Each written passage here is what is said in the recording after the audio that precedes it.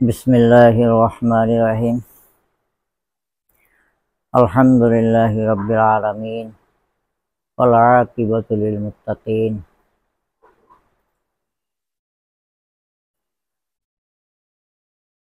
अम्मा बाद क़ाला अल्लाहु तआला अला इन्ना औलिया अल्लाहि ला खौफुन अलैहिम वला हुम यहज़ानून। सूरा यूनुस 62 নম্বর আয়াত। আল্লাহ তাআলা বলেন, নিশ্চয়ই আল্লাহর ওলি যারা, তাদের কোনো ভয়ও নাই, চিন্তাও নাই। তো আমি আমার পীর এবং আমার পিতারও পীর জনাব হযরত শাহ সুফি লিহাজউদ্দিন আহমদ রহমাতুল্লাহ আলাইহি সম্পর্কে যতটুকু জানি তার কিছু আলোচনা করছি। ওনার গ্রামের বাড়ি হলো বর্তমান গোপালগঞ্জ জেলার অন্তর্গত মুকসুদপুর উপজেলাধীন ভাবরাসুর গ্রাম। ওনার ভাবরাসুরের শিকদার পরিবার, আমার বংশ হিসাবে শিকদার বংশ। এই বংশের লোক উনি। ওনার পিতার নাম ছিল মোহাম্মদ গোমানুল্লাহ শিকদার। তো ওনাদের অল্প বয়সে ওনাদের মাতা মারা যান। ওনারা দুই ভাই, কিন্তু আর এক ভাই সম্পর্কে আমি বিশেষ কিছু বলতে পারবো না। ইনি প্রথম দিকে লেখাপড়া করছিলেন সাধারণ শিক্ষায়। সে ব্রিটিশ আমলে 8ম শ্রেণী পর্যন্ত লেখাপড়া করছিলেন। পরবর্তীতে ওনার একজন মামা ছিলেন যিনি শিক্ষিত এবং তৎকালীন সময় উনি দারোগা ছিলেন। উনি ফার্সি ভাষায়ও পণ্ডিত ছিলেন। এই দারোগা সাহেব, উনি দারোগা সাহেবের কাছ থেকে উর্দু ফার্সি শেখেন। উনি প্রথম দিকে ভাবুক প্রকৃতির লোক ছিলেন এবং অনেক সময় উনি এই বিচার গান টান এগুলো অনেক রচনা করতেন।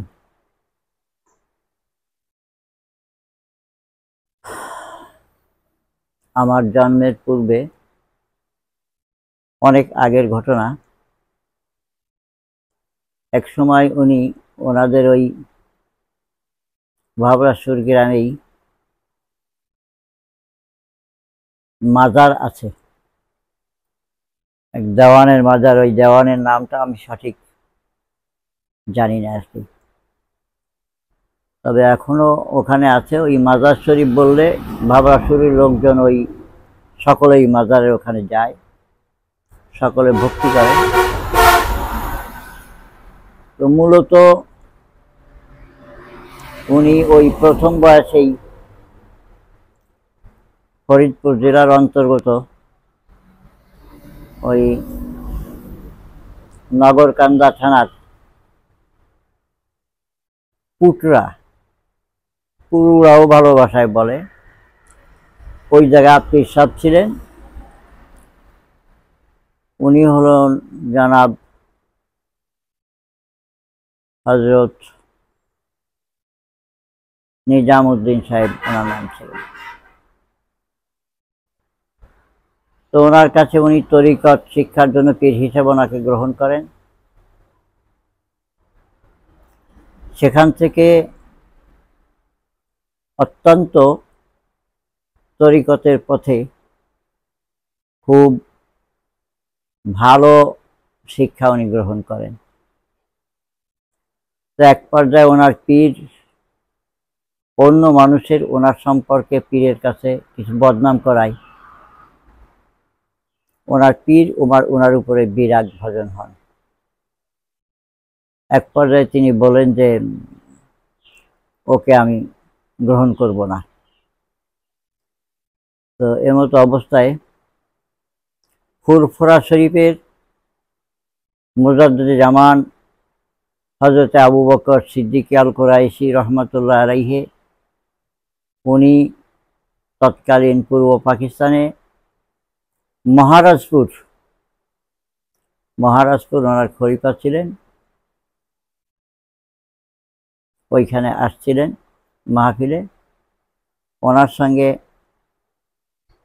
লেহাজউদ্দিন আহমদ রহমতুল্লাহ আলাইহি দেখা করেন এবং সেখানে পুটরার পেশাব ও ফুরফুরা হুজুর সঙ্গে সাক্ষাৎ করতে আসেন। তো যেহেতু লেহাজউদ্দিন রহমতুল্লাহ আলাইহি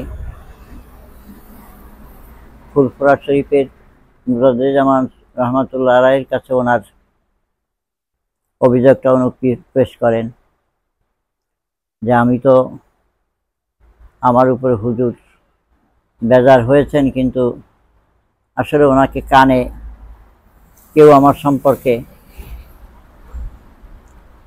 কিছু কথা ভুল বোঝাইছেন, সেজন্য। এক পর্যায়ে ফুরফুরা শরীফের মুজাদ্দিদে জামান ওনাকে বললেন, বাবা তুমি একটা কথা জেনে রাখো, ছেলে যদি উপযুক্ত ছেলে হয়, তার গায়ে যত ময়লাই ভরুক, প্রস্রাব পায়খানা করে দিল সেটাকে ধুয়ে মুছে আবার কোলে তুলে নিতে হয়। তো এতে উনি বললেন যে না, আমি ওকে আর নেব না। এক পর্যায়ে ফুরফুরা শরীফের আবু বকর সিদ্দিক রহমতুল্লাহ আলাইহি বললেন, ঠিক আছে, তাহলে ওকে আমি নিয়ে নিলাম। এবং ফুরফুরা শরীফ হুজুর ওনাকে অত্যন্ত ভালোবাসেন, যেহেতু উনি তরিকত লাইনের অত্যন্ত উচ্চমানের শিক্ষা ওনারও ছিল এবং আল্লাহ তাআলা ওনাকে যে বেলায়েতি দান করছিলেন,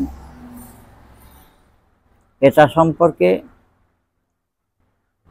ওনার বেলায়েতি বর্ণনা দেওয়া আমার পক্ষে সম্ভব নয়। তবে তিনি তো একজন অত্যন্ত উচ্চমানের রাসূল প্রেমিক ছিলেন।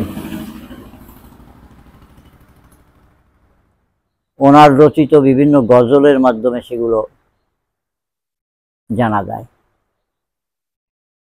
যেমন উনি একটা গজল, রচিত একটা গজল সম্পর্কে আমার এখনো কিছুটা মনে আছে, সেটা হলো, ওহে আমার প্রাণের রসুল, এসো আমার হৃদয় মাঝে, তুমি আমার হৃদয়ের ধন, হৃদয় আসন তোমায় সাজে। চাই না আমি বিশ্ব সম্পদ, যায় চলে যাক শাহী ইমারত, দিলে নাই আর কোনোই হাজাত, মন চলেছে তোমার খোঁজে। তুমি এই ভবের মাঝে জাহির হলে মানুষ সেজে, তোমায় আমি নেব বুঝে, সেই জ্ঞান কি আমার আছে।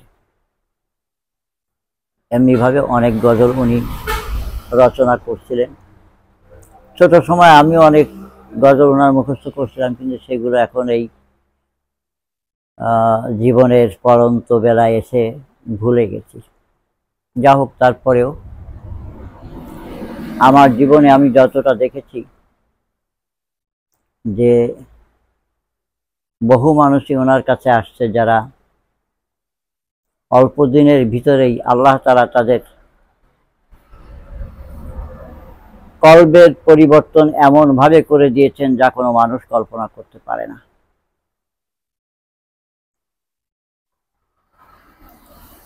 একজন নিরেট মূর্খ মানুষ কৃষিকাজ করত,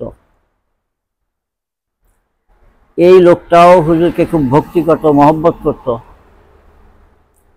এক সময় দেখলাম যে এই লোকটা শুধু হুজুরের খাটের পায়ার কিনারে বসে সবসময় অঝোর দ্বারা শুধু কান্দে আর কান্দে। আমি একসময় তাকে জিজ্ঞাসা করেছিলাম যে আপনি তো কৃষি কাজ করতেন, এখন যে কাজ করেন না, বললো কেমনে করব? এরা সব যত গাছপালা তরু যা কিছু আছে সব কিছুতে আল্লাহ তাআলা জিকির করে, আমি শুনি, আমি কি ওদের কাটতে পারি? ওই লোকটার নাম ছিল মুনতাজ উদ্দিন, বাড়ি ছিল নারায়ণপুর।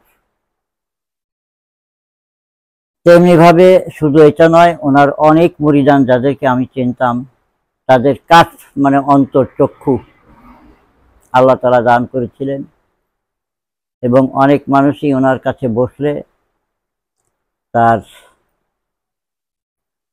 আত্মিক উন্নতি অল্প সময়ের ভিতরে এত বেশি হতো।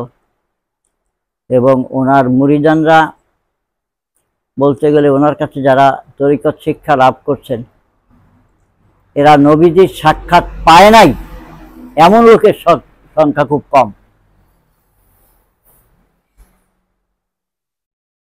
আমি নিজেই আবার উনি এদিক দিয়ে যদিও জেনারেল লাইনে শিক্ষিত ছিলেন, উনি খুব পরিশ্রমী ছিলেন। আরবি ভাষাটা শেখার জন্যে উনি নিজেই প্রচেষ্টা করে আরবি ভাষা শিখতে গেলে প্রথম সরফ শিখতে হয়, সরফ। এই সরফ এবং নাহুর বিদ্যা উনি নিজে পরিশ্রম করে যেভাবে শিখেছেন, এবং তারপরে কোরআন হাদিস সম্পর্কে উনি যে জ্ঞান লাভ করছেন, আমি পরবর্তীতে মাদ্রাসা লাইনে পড়তে যেয়ে পড়ার পরে যখন আমি আলেম ফাজেলে পড়ছি, এরপরে ওনার সামনে বসে সেই আগের যে ওনার আলোচনা বা কথাবার্তা, আমি আশ্চর্য হয়ে গেছি যে আল্লাহ তাআলা ওনাকে এত জ্ঞান দান করছেন, উনি এত অধ্যবসায় এত লেখাপড়া কখন কি করে করলেন। এবং মাওলানা জালালউদ্দিন রুমি রহমতুল্লাহ আলাইহির যে মসনবী শরীফ, এই মসনবী শরীফে আমার জীবনে ওনার মতো দ্বিতীয় কাউকে আমি দেখি নাই যে মসনবী শরীফে এত দখল ওনার। মসনবী শরীফ অনেকেই আছে গল্পের মতো আলোচনা করে, কিন্তু উনি যেই আলোচনা করতেন এবং তার রহস্যগুলো যেভাবে বলতেন, উনি নিজেও কথা বলার সময় চোখ দিয়ে টপ টপ করে পানি পড়তো, কাঁদতেন, আর ওনার ভক্তবৃন্দ যারা থাকতেন তারাও বসে বসে কাঁদতেন, এমন অবস্থা। উনি খুব সুন্নতের পাবন্দী ছিলেন, মুরিদানদেরকেও সুন্নতের উপরে চলার জন্য খুব বেশি তাগিদ দিতেন। এক সময় আমিও ছোট বয়স, আমার জন্মের পূর্বে 15 বছর আমার আব্বা একাধারে ওনার খিদমত করেছেন। ছোট সময় থেকে আমার আব্বার সঙ্গে ওনার কাছে আমি যেতাম। এটা ধরেন পাকিস্তানের, আমি যখন কিছুটা বুঝি, 2-3 পড়ি, 1965 সন্টন হবে আর কি, এরকম 65-66। এক সময় আমি প্রাইমারি পাস করার পরে একাধারে 2 বছর ওনার সঙ্গ লাভ করি ওখানে। তখন কোরআন শরীফটা এবং নুজহাতুল কারি উনি আমাকে এমনভাবে শিক্ষা দিয়েছেন, পরবর্তীতে আমি গোয়ালগ্রাম মাদ্রাসায় পড়তে যেয়ে তখন সেখানে এলবে কেরাত বা কোরআন শরীফ শিক্ষা দেওয়ার যে সমস্ত কারি সাহেবরা যারা ছিলেন, মানে আমি ক্লাসে গেলে আমাকে ওনরা বলতেন বড় কারি সাহেব। তো এভাবে হুজুরের কাছ থেকে কোরআন শরীফ শিখেছি। শুধু আমি নয়, অনেক মানুষকেই পেশায় হুজুর এরকম কোরআন শরীফ শিক্ষাও দিচ্ছেন এবং তরিকাতের শিক্ষাও দান করেছেন। আলহামদুলিল্লাহ, অনেক মানুষই শিক্ষা লাভ করছেন। ওনার একজন খলিফা ছিলেন অনেক আগের, পাকিস্তান আমল, সেটা হলো নোয়াখালী মাওলানা মকবুল আহমদ সাহেব। আর একজন হলো ভাঙ্গা থানা ঝালুখালী গ্রাম সৈয়দ এনামুল হক সাহেব, ওনার খলিফা। তাছাড়া ওনার অনেক মুরিদ, এমন যোগ্যতা আল্লাহ তাআলা তাদেরকে দান করছিলেন যে তারা ওই নামধারী অনেক পীর সাহেবরা আছে তাদের চাইতে অনেক বেশি আত্মিক ক্ষমতা সম্পন্ন, তারা তরিকত লাইনে শিক্ষা দেওয়ার মতো মানুষ ছিলেন। আমার থেকে অনেক বয়সে বড় ওনার একজন মুরিদ ছিলেন কারি আব্দুস সাত্তার, যার বাড়ি ছিল গোপালগঞ্জ থানায় বাবুরগাতি গ্রামে। কারি আব্দুস সাত্তার সাহেব সারা রাত ঘুমাতেন না, শুয়ে থাকলেও তার হাতে তসবি থাকতো। এবং আমি দেখেছি যে আমি যখন ফাজেল পরীক্ষার্থী, উনি কিছুদিন গোয়ালগ্রাম মাদ্রাসায় কোরআন শরীফ শিক্ষা দেওয়ার জন্য, কারি মানুষ তো, কারি হিসেবে ওনাকে নেওয়া হয়েছিল। এ সময় বিল্ডিংয়ের একই রুমে থাকতাম। শেষ রাত্রে পড়ার জন্য যখন উঠতাম, শোবার সময়ও দেখতাম সে সজাগ আছে, তসবি হাতে আছে। রাতের অন্ধকারে ঘুম ভাঙলেও কারি সাহেবের হা হুতাশ শুনতাম, ওরে আমার দয়ার মাওলা রে, লোকের চোখে ঘুম নাই কিন্তু তসবি হাতে আছে। যা হোক, এভাবে কারি আব্দুস সাত্তার সাহেবকেও আল্লাহ তাআলা এমন কাশফ দান করেছিলেন যে উনি কোনো সময় কোনো রাস্তা দিয়ে যাওয়ার সময় আশেপাশে কোনো মাজার থাকলে মাজারের থেকে ওই অলিরা ওনাকে ডাক দিত, ভাই আব্দুস সাত্তার সাহেব একটু দোয়া করে যান। ভাটিয়াপাড়ার থেকে উনি রওনা দিয়েছেন গোপালগঞ্জের হইয়া ওনার বাড়িতে যাবেন, তখন এই পাকা রাস্তা হয়নি। রাতল এদিকটা গেলে উনি একটু দূরের থেকে একটা ডাক পাচ্ছেন, যে একটা শব্দ ভেসে আসলো, ভাই আব্দুস সাত্তার সাহেব, ভাই আমাকে একটু দোয়া করে দেন। শব্দ পেয়ে উনি দাঁড়ায় পড়ছেন, কিন্তু তাকায় কোনো মানুষ দেখেন না। তারপরে আবার ডাক আসলো, উনি খেয়াল করলেন দক্ষিণ দিক থেকে ডাকটা দিচ্ছে। দক্ষিণ দিকে উনি হাঁটা আরম্ভ করলেন। হাঁটতে হাঁটতে হাঁটতে হাঁটতে দক্ষিণ দিকে মধুমতি নদীর কিনারে যেয়ে দেখলেন একটা জঙ্গলের ভিতরে একটা মাজার, যা কোনোদিন কোনো মানুষ খবরও জানে না যে এই জায়গাটা মাজার আছে। সে মাজারে যে উনি বসলেন, সালাম কালাম কথাবার্তা বলে দোয়া করে সেখান থেকে গেলেন। এভাবে অনেক মাজার যেগুলো সাধারণ মানুষ জানে না। আর উনি আমার কাছে বলছেন, যে কোনো মাজারে যে আমি বসছি সেই অলির সঙ্গে সাক্ষাৎ না হওয়া পর্যন্ত আমি সেখান থেকে উঠি নাই। তো হুজুরি মুরিদান ইনি ছিলেন এরকম। ওই যে সৈয়দ এনামুল হক সাহেব হুজুরের খলিফা, ওনাকেও তরিকত শিক্ষা এত উচ্চ পর্যায়ের। আর প্রভাকরজির মানে পরবর্তীতে যে ভাবরাসুর থেকে এসে প্রভাকরজি উনি বসবাস করতেন, এই জন্য শেষমেশ ওনাকে প্রভাকরজির পেশা হুজুরও বলা হতো। তো হুজুরের অনেক মুরিদানি, যথেষ্ট মুরিদানি এমন ছিলেন যাদের সামনে খাবার আসলে এই খাবারের ভিতরে হারাম অথবা যে কোনো অবৈধ স্পর্শ আছে এটা তারা বুঝতে পারতেন। কাজেই ওনাকে আল্লাহ তাআলা যেই যত বড় বেলায়েতি দান করছিলেন, যদিও আমার বয়স কম ছিল, একদিন উনি আলোচনা করতেছিলেন যে আমি স্বপ্নে দেখতেছি যে একটা তাল গাছ, তাল গাছের মতো একটা গাছ, কিন্তু অত্যন্ত পিচ্ছিল। এই গাছটার যে রং যে কত রঙে রঞ্জিত এবং কতভাবে যে সাজানো, এটা বলতে পারবো না, মানে ব্যক্ত করা যায় না। তো হুজুর বলতেছেন যে আমি এই গাছে ওঠার জন্য বহু অনেক কষ্ট করে উঠতে উঠতে উঠতে উঠতে একসময় তার মাথায় যে ওই তার ডাউগের উপরে উঠে মানে মাঝির পাতা পর্যন্ত গেলাম। পরে জানতে পারলাম যে এই গাছটাই হলো একটা বেলায়েতের অনুরূপ দেখানো হয়েছে, যে আল্লাহ তাআলা আমাকে বেলায়েতের উচ্চ শিখরে উঠাইছেন। তো এভাবে ওনার দরবারে যত মানুষ আসছে, যারা দেখছি, তাদেরকে আল্লাহ তাআলা অল্প সময়ের ভিতরে তাদের এত আত্মার উন্নতি ঘটে গেছে যেটা মানুষ কল্পনা করতে পারেনি। বহু মানুষই দেখেছি এভাবে হয়েছে। আর ওনাকে দেখছি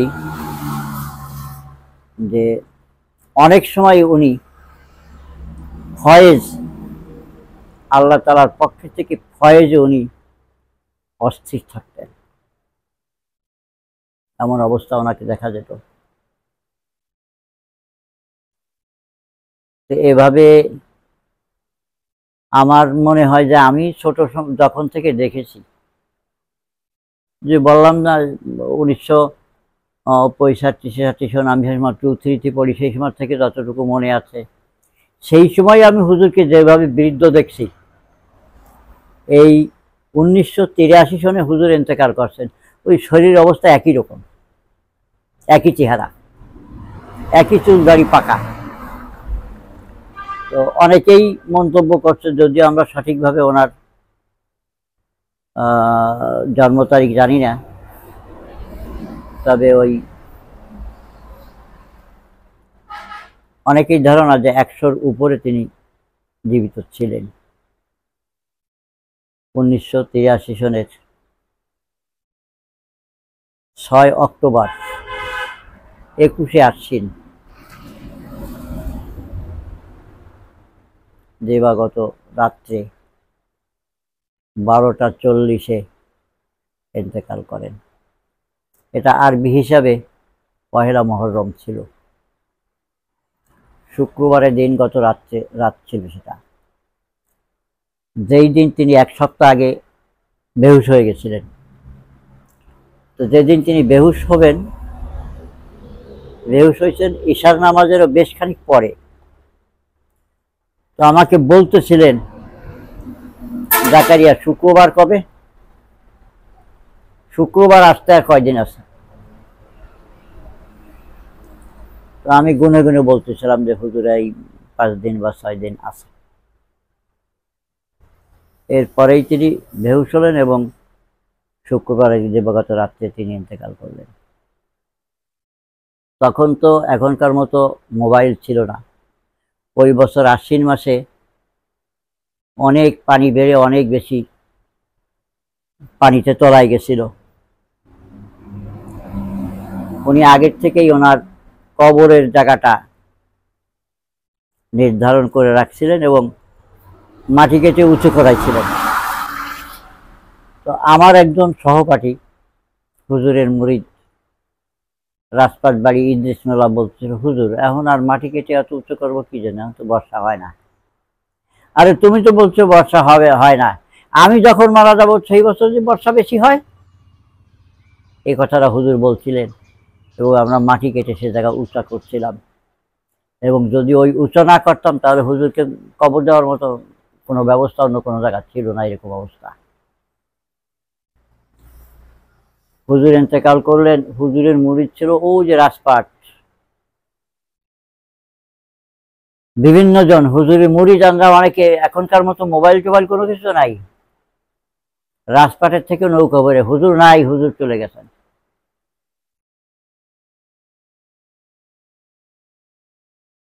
রাজপাট থেকে তারা নৌকা ভরে কানতে কানতে আসতে সময় ওই যে বেজরার বর্তমান পীর সাহেব নিজামুল হক, ওখানে এসে ডাক দিচ্ছেন, আয় হুজুরের বাড়ি যাচ্ছি, হুজুর নাই, হুজুর চলে গেছেন। এভাবে হুজুরের মুরিদানরা আল্লাহ তাআলার পক্ষ থেকে যাই নেই, সব এসে হাজির হয়ে গেল। আমি অবশ্য তখন হুজুরের কাছেই ছিলাম, হুজুরের কাছেই আমি বসা ছিলাম এবং তখন শেষ সময় মনে করে সূরা ইয়াসিন পড়তে তেলাওয়াত ছিলাম। আমি হুজুরকে আমি গোসল করাইছি, আমি কাপড় পরাইছি, আমার সঙ্গে বাবারসুর গ্রামের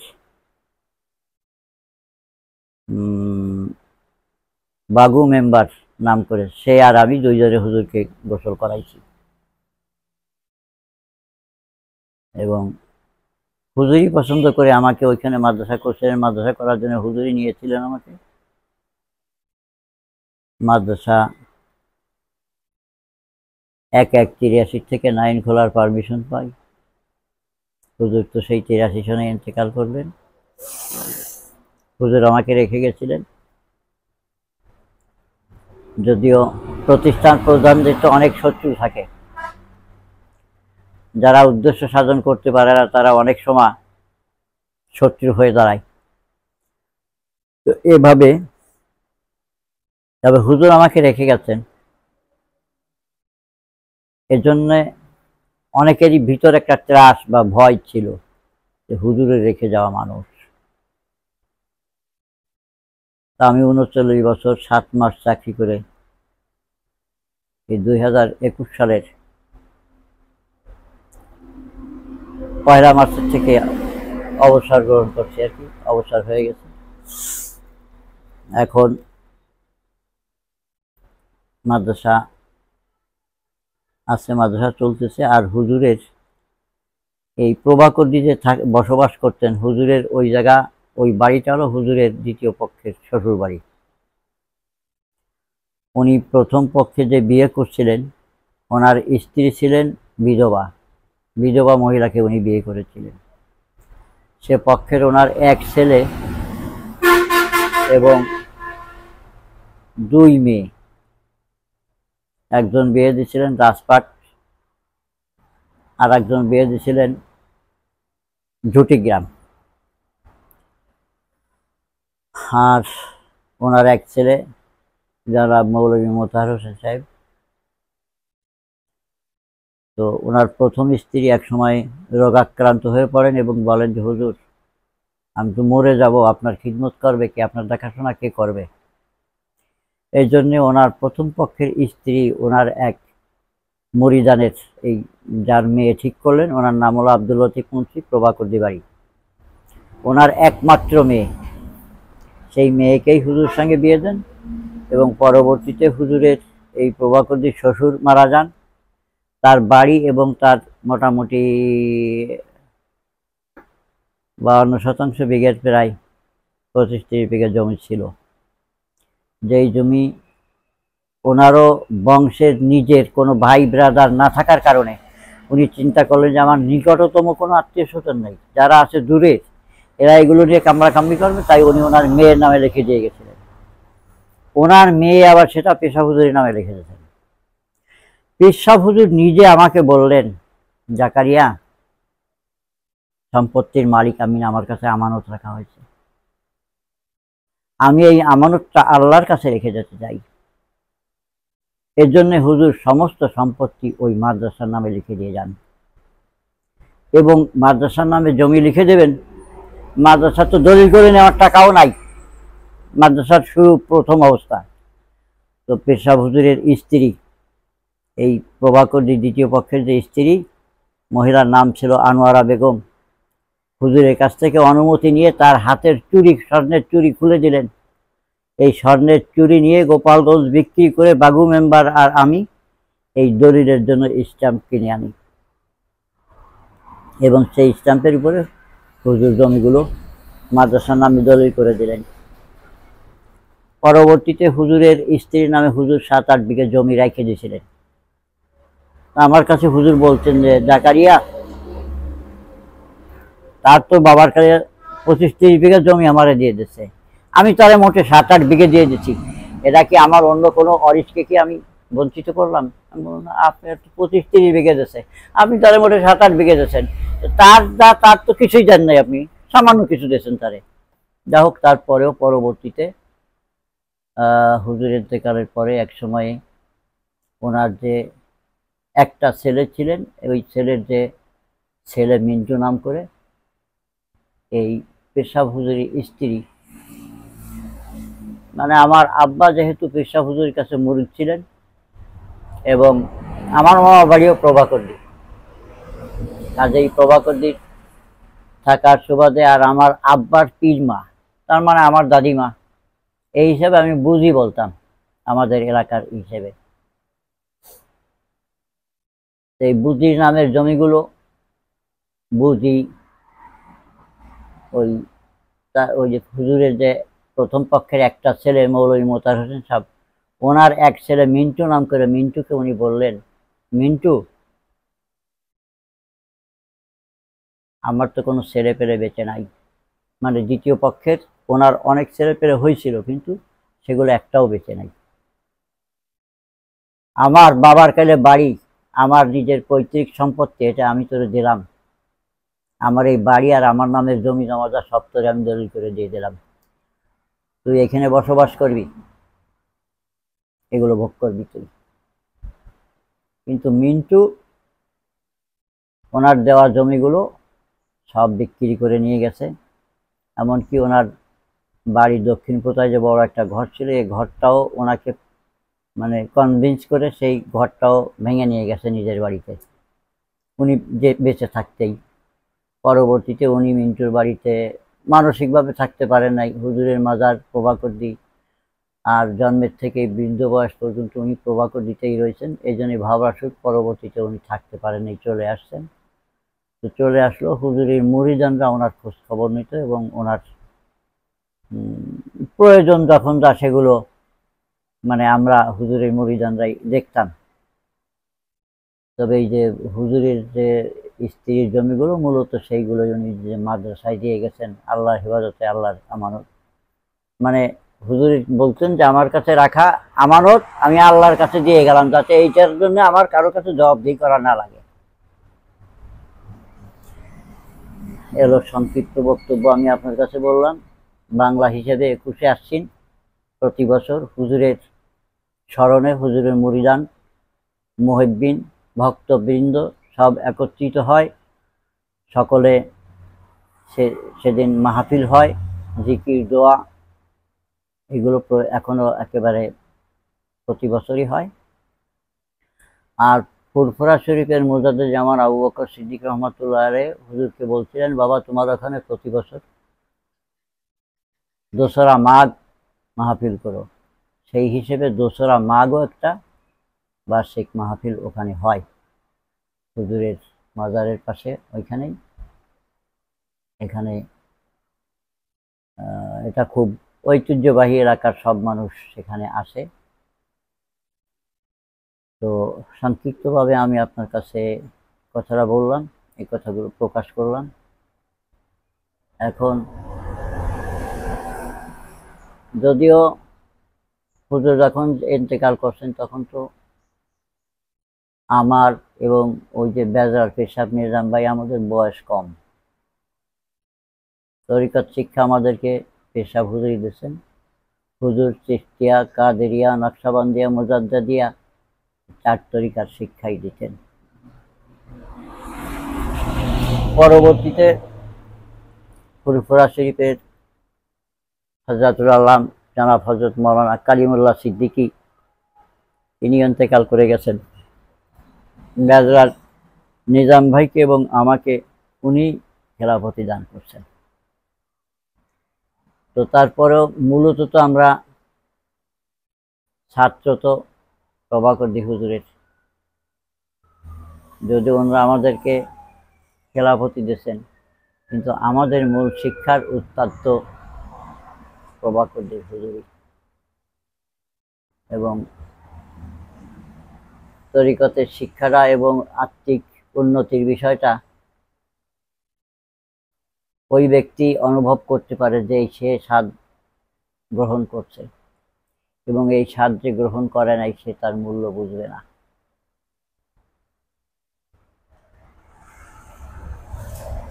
কাজেই প্রভাকরদি হুজুরের শিক্ষা দুনিয়ার থেকে বিলীন হয়ে যাবে না ইনশাল্লাহ, আশা করি। তার কারণ ওনার যে খলিফা ছিলেন ঝালুখালীর, ওনারও একজন খলিফা আছে,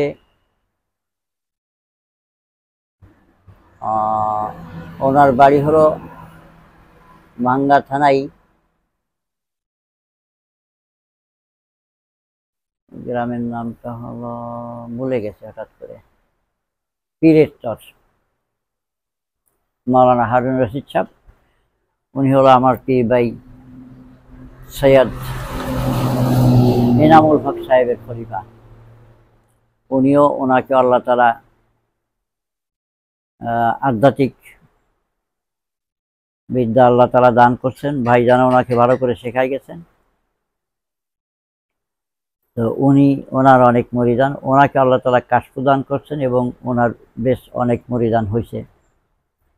আর আমি যেহেতু ওই মাদ্রাসার সুপারিনটেন্ডেন্টগিরি করতাম, এই জন্য পীরগিরি করার দিকে আমি ঝুঁকি নাই। আমার নিতান্তই খুব মানে কম সংখ্যক মুরিদ এবং ওই ঘটা করে পীর মুরিদ করার মতো মানসিকতা আমার ভিতরে হয় নাই। নিতান্ত যে কয়জন করছি এটা খুব পরিমাণে কম।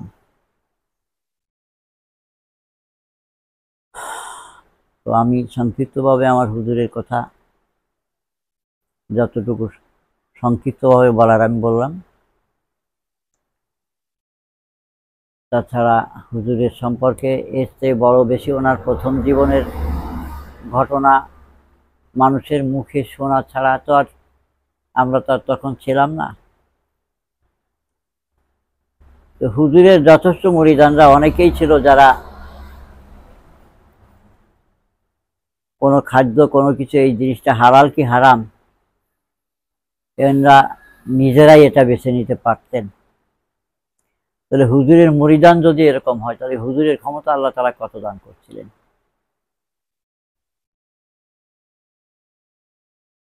ঠিক আছে।